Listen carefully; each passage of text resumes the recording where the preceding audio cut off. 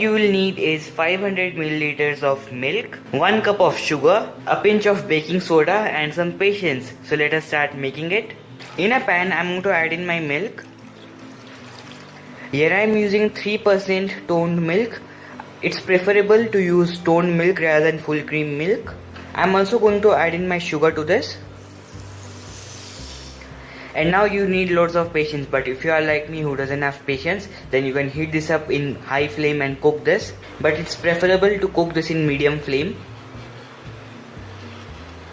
Now you just have to stir this regularly and cook this until it thickens up. That's it. Now the milk has started boiling and you can notice a slight change in color. The milk is turning a little bit yellow. That's what we want. So I'm going to just stir this and cook until it reduces, which will take about 15 minutes or so in high flame. If you are cooking like me in high flame, this can boil over any time, not only in high flame but in medium flame as well. So keep an eye on it. You can see the milk is getting thicker now. You might be thinking we added lots of sugar in there, but normally 50% sugar and 50% milk is the ratio for condensed milk.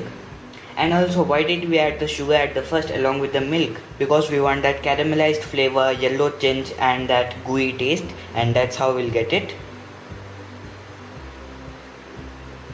This milk is boiling over like this from past couple of minutes. Let me lower the flame and show it to you how does it looks like. Can you notice this yellow tint in this milk? This looks rich, creamy and delicious. We are going to just cook it for a couple of more minutes and our condensed milk will be ready.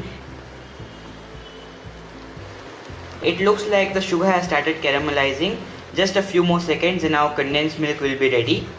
There is a sudden change in the texture and the frothiness of the milk that tells us that the sugar has started caramelizing and our condensed milk is just ready. Can you notice the thickness of this now? I'm going to switch off the flame and we are going to add in our baking soda here.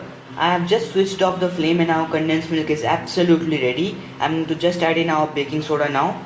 Now this baking soda will thick this condensed milk up as well as it will froth this up. After adding the baking soda, it feels like it has gone oury, like it is white in color and very thin. But don't worry, as this cools down, this will be perfect.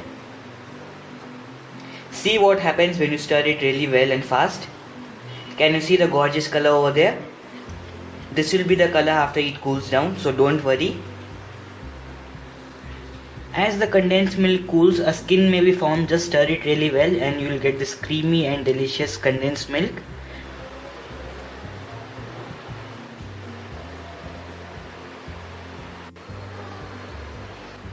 This is from my previous batch, so once you refrigerate your condensed milk, it will get even thicker.